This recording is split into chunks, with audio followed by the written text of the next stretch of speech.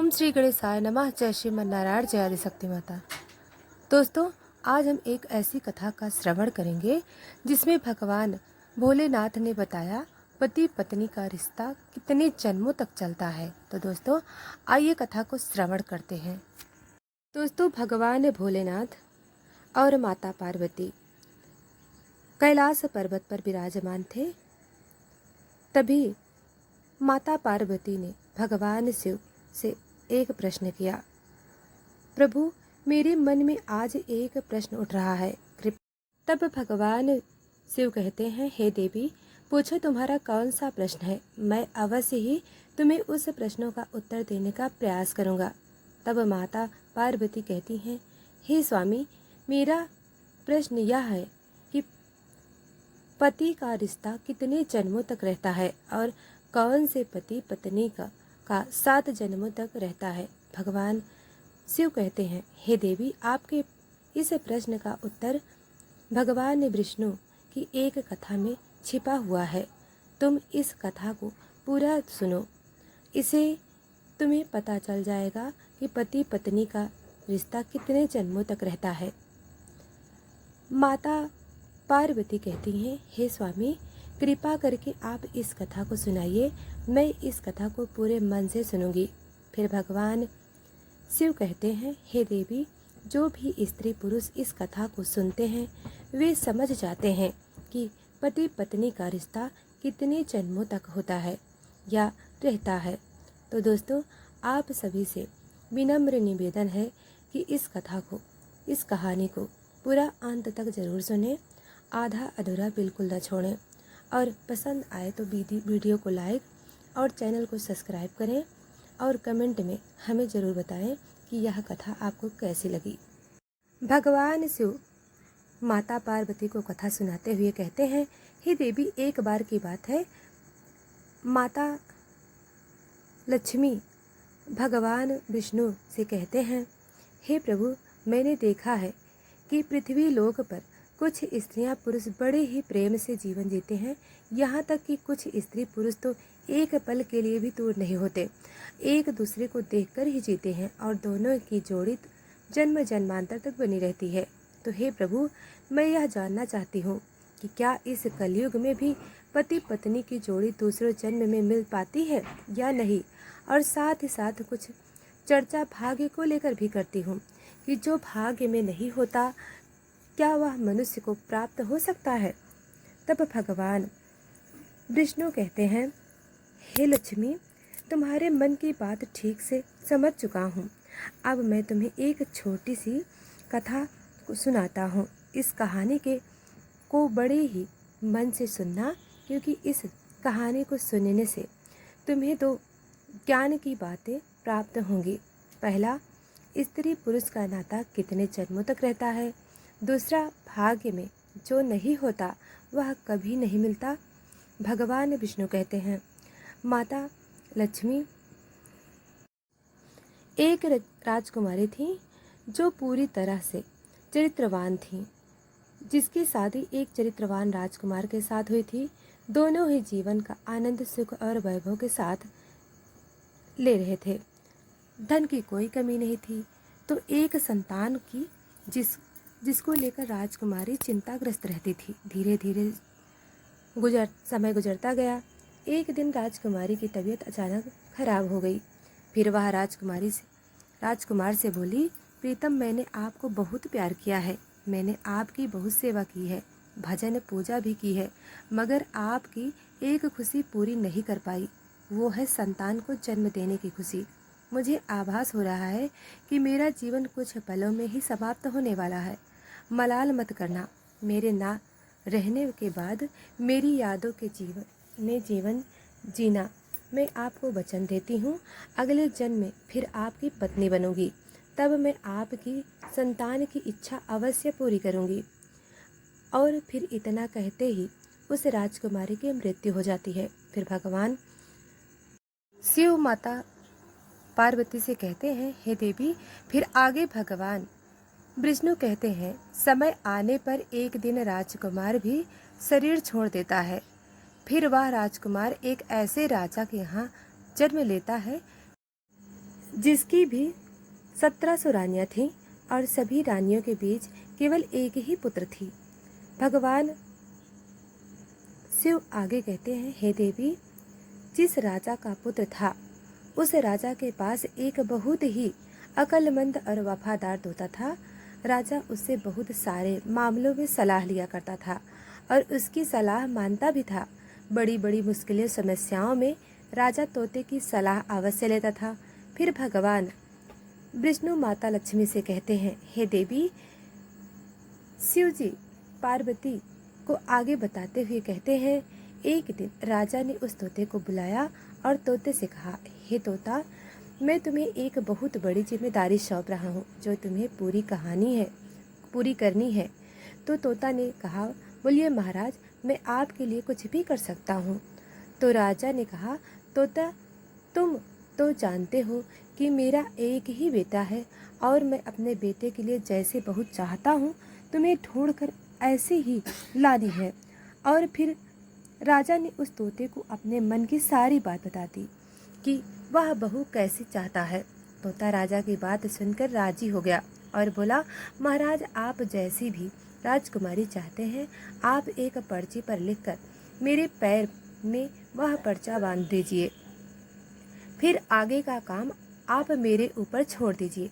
मैं वैसे ही राजकुमारी की तलाश करके लाऊंगा जैसे आप चाहते हैं। तो दोस्तों, फिर तोते की बात को सुनकर राजा ने एक पर्ची पर अपनी पसंद की राजकुमारी के बारे में लिखा, वह कैसी राजकुमारी चाहता है, और उस पर्ची को तोते के पैर में बांध दिया। फिर वह तोता वहां से राजकुमारी की खोज में उड़ता हुआ चल देता है। जब तोता एक पड़ोसी देश में पहुंचा जहां बहुत भारी बारिश हो रही थी, तो उसे एक जंगल में शरण लेनी पड़ी। उसे एक पुराना पेड़ मिल गया था जो खोखला था। वहीं उसे लगा कि वह जगह उसके आराम के लिए बहुत ही ठीक रहेगी। जैसे ही तोते ने उस पेड़ के खोखले हिस्से के अंदर जाने के लिए सोचा, वैसे ही अंदर से आवाज आई, तुम अंदर मत घुसना, नहीं तो तुम अंधे हो जाओगे। तोता यह डरावनी बात सुनकर उस पेड़ के खोखले हिस्से के अंदर नहीं घुसा और पेड़ की जड़ के पास उग रही एक टहनी पर जाकर बैठ गया। बारिश खत्म होने का इंतजार करने लगा। बारिश बंद होने के बाद उस खोखली जगह में से एक मैना निकली और आकर तोते के पास बैठ गई। फिर दोनों बहुत देर तक बातें करने लगे। इस बीच तोते ने मैना को सारी बात बताई कि वह कहाँ जा रहा था। तोते की बात सुनकर मैना कहने लगी, आज हमारी मुलाकात बहुत ही अच्छी रही। और फिर वह मैना तोते से आगे कहती है, आप अपने मालकिन के प्रति जितने वफादार हैं, मैं भी अपने मालिक के प्रति उतनी ही वफादार हूँ। आप अपने राजा के बेटे के लिए एक ऐसी राजकुमारी की तलाश कर रहे हैं जिसमें सभी गुण हो, और मैं भी अपने राजा की बेटी यानी राजकुमारी के लिए ऐसी राजकुमारी की तलाश में निकली हूँ जिसमें सारे गुण हो।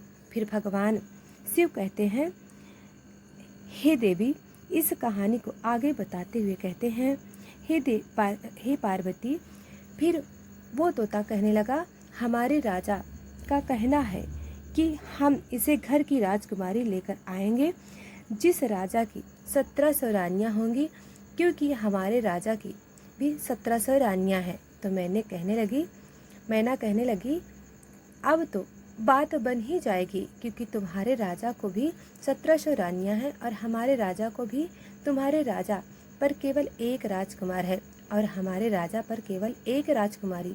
तुम्हारे राजा का राजकुमार भी सर्वगुण संपन्न है और हमारे राजा की राजकुमारी भी सर्वगुण संपन्न है। इस प्रकार तोते ने मैना को राजकुमार की सारी पसंद की बात बताई और उधर मैना ने तोते को राजकुमारी की सारी पसंद की बात बताई। फिर वह तोता और मैना राजकुमारी के देश में आ गए, क्योंकि तोता मन ही मन सोच रहा था, मैंने मालिक का सपना पूरा हो जाएगा, उनकी ख्वाहिश पूरी हो जाएगी, क्योंकि वह जैसी राजकुमारी के बारे में सोच रहे थे वैसे ही राजकुमारी मुझे उनके लिए मिल गई है। फिर भगवान शिव कहते हैं, हे पार्वती, जब तोता और मैना उड़ते हुए राजकुमारी के महल में पहुँचे तो महल के एक नौकर ने उनको देख लिया। उसने राजा को जाकर बताया, महाराज, आपको मैना को जिस कार्य के लिए भेजा उसने आपके साथ बहुत बड़ा विश्वासघात किया। वह राजकुमार की तलाश में कहीं पर नहीं गई, वह तो एक तोते के साथ घूम रही है। मैंने उसे अपनी आंखों से देखा है, मैंने उसको अपनी आंखों से देखा है, वह आपकी आज्ञा का उल्लंघन कर रही है। जब राजा ने अपने नौकर से ऐसी बात सुनी तो वह क्रोध में आ गया और उसने तोते और मैना को मारने का हुक्म दे दिया। जिस समय राजा ने तोता और मैना को मारने की सज़ा सुनाई, वह बात मैना को मालूम पड़ गई। मैना ने तोते से कहा, हम दोनों की जान यहाँ खतरे में है, जितनी जल्दी हो सके हमें यहाँ से भाग जाना चाहिए। जल्दी उड़ो, वरना हम दोनों बेमौत मारे जाएंगे। इससे पहले कि राजा के तीर हमें मारे, चलो हम यहाँ से कहीं दूर भाग चले। और फिर ऐसा सोचकर तोता और मैना वहाँ से बहुत दूर उड़ गए। राजा के नौकर जब उन्हें मारने पहुँचे तो वे वहाँ नहीं थे। उन्होंने तोते और मैना को बहुत खोजा, किंतु वे कहीं नहीं दिखाई दिए। फिर उन्होंने यह सोचकर तसल्ली कर ली, लगता है तोते और मैना को शाही हुक्म का पता चल गया, इसलिए वे किसी सुरक्षित जगह पर चले गए। अब तोता और मैना ने कुछ दिन तक इंतजार किया ताकि लोग इस बात को भूल जाएं। फिर वे वापस महल में आए और आकर तोता राजा के दाएं घुटने पर और मैना राजा के बाएं घुटने पर बैठ गई। फिर तोता और मैना ने राजा से पूछा, आप हमें क्यों मारना चाहते हैं? हम तो आपके वफादार हैं, आपके महल के नौकर हमसे चलते हैं, इसलिए उन्होंने आपसे हमारी बुराई की है। हम तो आपकी खुशखबरी सुनाने आए थे। हम दोनों तोता और मैना बड़े शान वाले राजाओं के नौकर हैं, जो अक्लमंद भी हैं और अमीर भी। हमने हमेशा आपके साथ वफादारी की है। अब तोता और मैना अपने मन की बात बताते हैं और कहते हैं, इस तोते के राजा के यहाँ 1700 रानियाँ हैं और आपके यहाँ भी उस राजा के पास केवल एक बेटा है और आपके पास केवल एक बेटी है। हालांकि आपने एक दूसरे को कभी नहीं देखा। तोते के राजा का बेटा है। भगवान की कृपा से हम लोग आपके राज्य के बाहर एक जंगल में मिले और हम यह अच्छी खबर लेकर आपके साथ आए हैं। फिर तोता और मैना अपने मन की बात राजा से कहकर राजा को खुश कर दिया। फिर तोते ने राजा की तरफ अपना पैर बढ़ा दिया, जिसमें एक पर्चा बंधा हुआ था और उसमें राजकुमार की पसंदीदा लिखी हुई थी। जब राजा ने वह पर्चा पढ़ा तो वह बहुत ही खुश हुआ। पहले तो उसे उन तोते मैना पर विश्वास नहीं हुआ, लेकिन जब उसने पर्चा को तोते के साथ देखा तो उसे तोते पर विश्वास हो गया। फिर राजा ने तोते के पैर से राजकुमार की शाही तस्वीर निकाली और अपनी रानियों के पास भिजवा दी। उसने कहा, यह तस्वीर देखकर बताइए कि यह राजकुमार कैसा है। कुछ दिन बीत गए लेकिन तस्वीर वापस नहीं आई। राजकुमारी को वह तस्वीर बहुत पसंद आ गई थी और वह उसे अपने हाथ में ही लिए रखती थी। कुछ दिनों के बाद रानियों की तरफ से जवाब आया कि राजकुमारी सबको पसंद है, अब उसकी शादी जल्द हो जानी चाहिए, क्योंकि राजकुमार को देखे बिना रह नहीं पा रही है।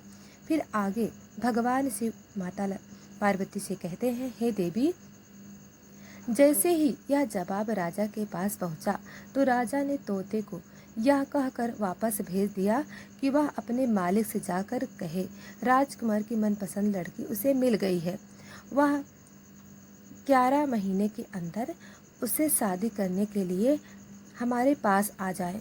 फिर तोते ने आदर के साथ झुककर राजा को प्रणाम किया और अपने देश को उड़ता हुआ चल दिया। अपने देश पहुंचकर तोते ने राजा को अपनी यात्रा की सफलता के बारे में बताया। यह सुनकर राजा बहुत ही खुश हुआ कि उसे जैसी बहू चाहिए थी वैसे ही राजकुमारी उसके बेटे के लिए मिल गई है। फिर राजा ने तुरंत ही इस शानदार मौके को शानदार तरीके से मानने का हुक्म दे दिया। राजकुमार के लिए सबसे कीमती और बढ़िया कपड़े बनवाए गए। घोड़ों के लिए बहुत शानदार तैयारी की गई। सिपाहियों के लिए भी नई और भव्य वेशभूषा तैयार की गई। बहुत सारी चीज़ें जैसे अनमोल हीरे जवाहरात, बढ़िया कपड़े, मुश्किल से मिलने वाले फल, कीमती मसाले और उत्तम किस्म के इत्यादि इकट्ठा किए गए। राजा ने हर चीज को खुद याद करके एक एक करके मंगवाया। महीने जल्द ही गुजर गए। इतनी तैयारियां में समय कब बीत गया राजा को पता ही नहीं चला। अब अफसोस, शादी के कुछ दिन पहले ही राजकुमार का पिता बीमार पड़ गया और उसका देहांत हो गया। वह पूरे परिवार के लिए बहुत बड़ा धक्का था। राजकुमार को अपना जाना टालना पड़ा, क्योंकि ऐसे समय पर शादी के लिए जाना अपने पिता का अपमान करना माना जाता है।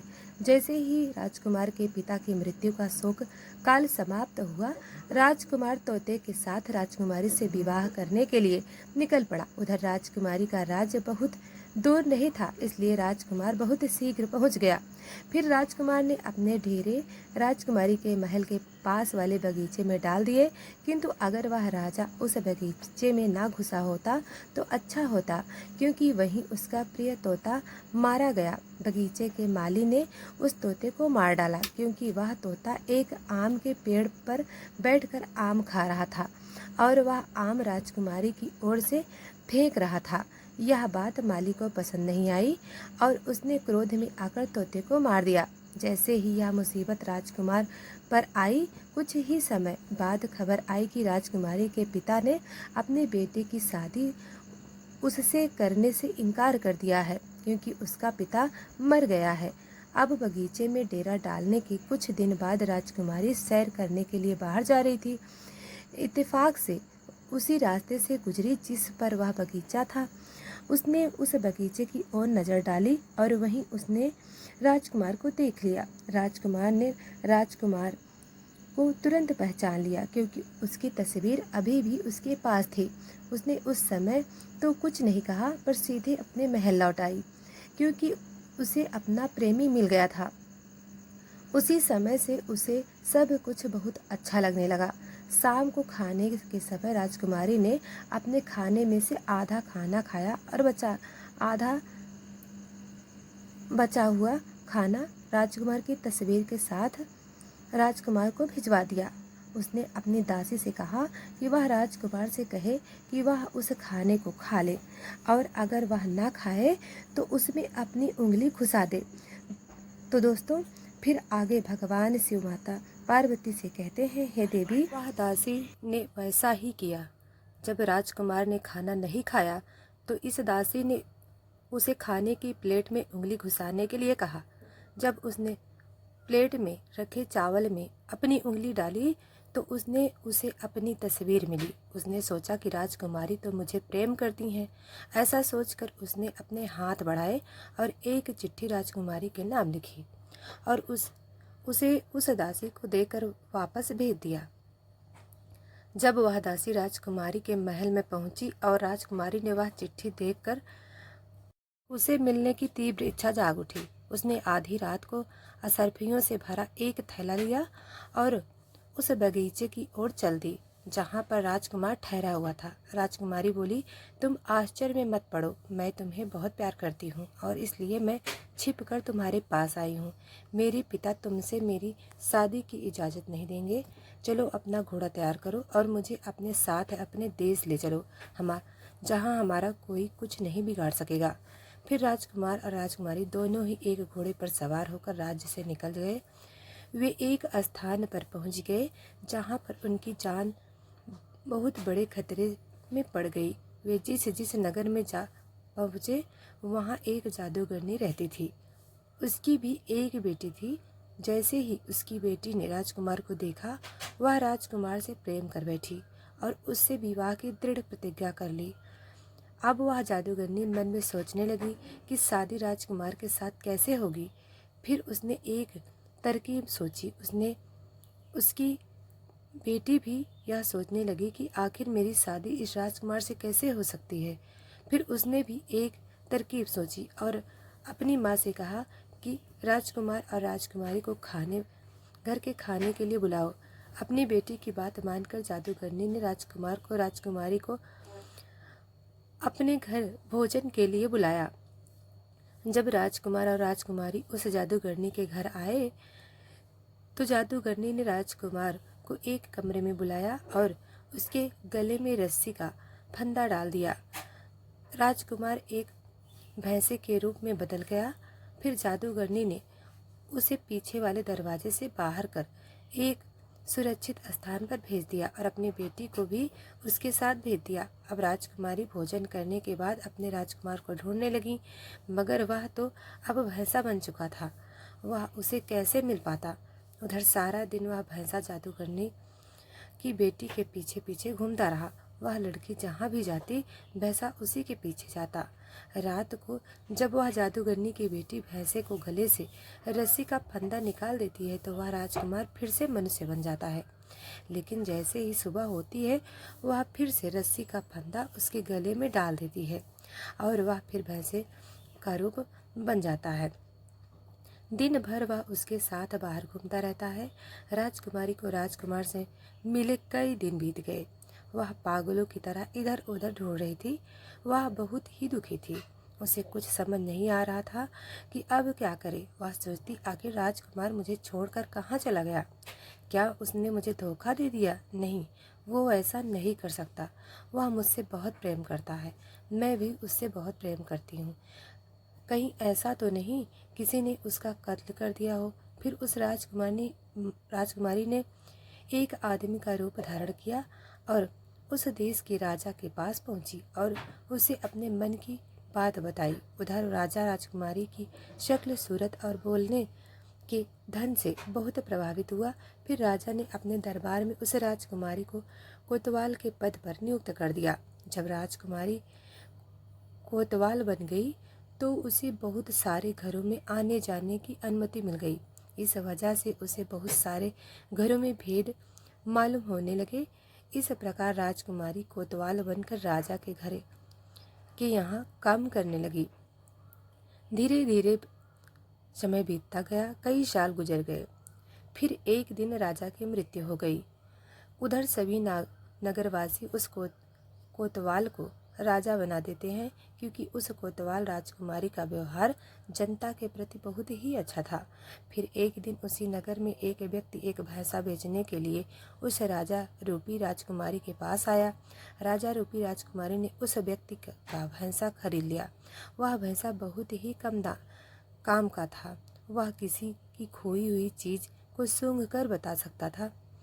फिर एक दिन अचानक वह भैंसा कहीं गुम हो गया। राजा ने उस नगर में सूचना भिजवा दी कि इस नगर में जितने भी भैंसे हैं सबको यहाँ पर इकट्ठा किया जाए। उधर यह सूचना उस जादूगरनी के पास पहुंची। अब सभी नगर में भैंसे राजा के सामने एकत्रित हुए, मगर उस जादूगरनी ने अपना भैंसा, जो कि वास्तव में एक राजकुमार था, राजा के दरबार में नहीं भेजा। जब सैनिकों ने राजा रूपी राजकुमारी को यह बात बताई, जादूगरनी ने अपना भैंसा नहीं भेजा, तो वह एकदम से भड़क गई। उसने आदेश दिया कि उस भैंसे को जबरदस्ती दरबार में लाया जाए। जैसे ही सैनिकों ने उस भैंसे के गले में पड़ी हुई रस्सी को जोर से खींचा, वैसे ही वह रस्सी गर्दन से निकलकर बाहर निकल गई। रस्सी निकलते ही वह भैंसा, जो कि वास्तव में राजकुमार था, अपने असली रूप में लौट आया। फिर तो उस राजकुमारी रूपी राजा का सपना साकार हो गया। वह दौड़कर राजकुमार के गले लग गई। उसने उस जादूगरनी बुढ़िया को पकड़वाकर कारागार में डलवा दिया। राजा रूपी राजकुमारी ने सभी नगरवासियों से कहा, मुझे अपने राजकुमार से मिलने के लिए एक आदमी का रूप लेना पड़ा था। मैं एक औरत हूँ, इसलिए आज से आप हमारे राजकुमार को अपना राजा और हमें अपनी रानी समझो। इस प्रकार नगरवासियों में खुशी की लहर दौड़ पड़ी। उन्होंने उस राजकुमार को अपना राजा और राजकुमारी को अपनी रानी स्वीकार कर लिया। अब इधर वह राजकुमार राजा बना और वह राजकुमारी रानी। फिर उस जादूगरनी की बेटी को रानी ने कैद खाने में डलवा दिया, क्योंकि उसने पूर्व जन्म में अपने पति को झूठा दोष लगाकर एक राजा की कैद में डलवा दिया था, इसलिए उसे भी अब राजा की कैद का सामना करना पड़ा। राजा और रानी एक दिन घूमने के लिए निकले। जब वे जंगल से होकर गुजर रहे थे तो एक पेड़ के पास खड़े होकर आराम करने लगे। वह पेड़ कई साल पुराना था उसी बार राजकुमार राजकुमारी ने अपने पूर्व जन्म में एक प्रेम चिन्ह बनाया था जो अब भी सुरक्षित था। जैसे ही उसकी नज़र उस प्रेम चिन्ह पर पड़ी, उन्हें अपने पूर्व जन्म की सारी घटनाएं याद आ गई। उन्हें पुराना जीवन, पुरानी बातें सब याद आ गईं और उनके जीवन में एक खुशी की लहर दौड़ पड़ी। राजकुमार ने कहा, मुझे सब कुछ याद आ गया है। मैं आपको बहुत प्रेम करती थी, आप भी मुझे बहुत प्रेम करते थे। मैंने आपकी बहुत सेवा की थी।